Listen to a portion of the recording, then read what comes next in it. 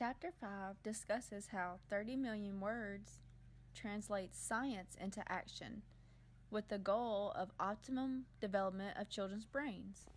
All of the testing is based on the resilience of children's intelligence and how the power that early language has on children's development. Chapter 5 is based on the foundation that babies are not born smart, but they are made smart, and they are made smart by the 3 T's. Tune in, talk more, and take turns. Early language has a big impact on children's brains and how they develop. Now, let's discuss the 3 T's and the effects they can have on children's brains. The first T is tune in, and it's just what it sounds like. It's tuning more in with your child. Instead of talking over your child, you follow your child's lead and be interested in what they're interested in, whether it's playing a game or talking about random subjects. You follow their lead, and tuning in requires a lot of child-directed speech to help them stay interested. An example of tuning in, while reading a book to your child, you can read a couple sentences and let them talk about the picture or talk about some sentences instead of reading the book totally. You could stop and let them ask some questions and talk about what they want to talk about, whether it's a picture in the book or a sentence, or they have questions about the book, whatever they're interested in. And that is how we're on the same physical level that is needed for tuning in. The second T is talk more. This goes hand in hand with tune in. Talk more refers parents to increase talking with their kids and talking more about what the kid is focused on. Narration. Gotta change your diaper. I'm gonna pull your red pants. And then I'm gonna unbutton these 3 little buttons. Oh, you have a wet diaper. Now I'm gonna unsnap these. I have to get some wipes and I have to wipe you. And take the diaper off. And then I put a new diaper on ya. Put it on ya. Then I have to snap. Snap. And then I'm gonna button the 3 buttons back up. You're still sucking on that thumb, ain't you? Yes, you are.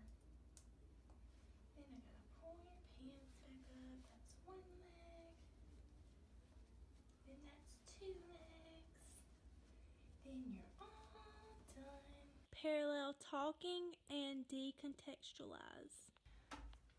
What is this? A piece of gum? What else is in the purse? A picture and sticky notes? Oh, that is a beautiful picture. Did you draw that? Yeah. You did? This is a dog. Do you have a dog at your house? Yes. What's his name? Is it a girl or a boy? Boy, because his name is Ruger. Ruger? What kind is it? Like, is it black or brown? Is it brown or white? Or? No, it's black and white. It's black and white. Is it spotted or? No. On the back is black. On the back of it is white, and the front is black. Okay. Is it young or old or? It's old. He's old. Our cat died. Oh my goodness. Well, that's beautiful. The third T is what is considered by the author to be the most important when it comes to child development, and that is to take turns. Although you cannot successfully take turns unless you first tune in and then talk more. All taking turns means is to engage in conversational exchange, and this can happen before a child begins to speak. This includes when a child cries and a mother or father responds, their facial expressions, or even their gestures. However, when a child does begin to communicate, it is important that you do not speak for them, as this hinders conversational development. It is also important to note that when you begin to ask your child questions, you want to refrain from asking what or yes or no questions, as this allows them to only answer with one-word responses. If you ask how and why questions, then this can lead to open-ended answers, which later develops their problem-solving skills. In this example, I will demonstrate a conversation between a parent and a child as they work together to figure out what the child wants to eat for dinner. This comes from the text and is an example of self-regulation in which the child is allowed options and has to weigh the consequences of the choices he or she makes. In this scenario, it goes like this. The father or mother says, "Would you like a peanut butter sandwich for dinner or pasta?" The child responds and says, "Pasta, pasta, pasta." The mother or father says, "Well, you just can't get enough pasta. Should we put it into a bowl or a plate?" "I think we should put it into a bowl." "Okay, listen to the funny noise the pasta makes when Mommy shakes the box. Do you want to shake it? You should shake it." That's a silly little example, but that's a good interaction between a mother or a father and his or her child, and it shows how they can work together to take turns and build conversation that develops the child's brain.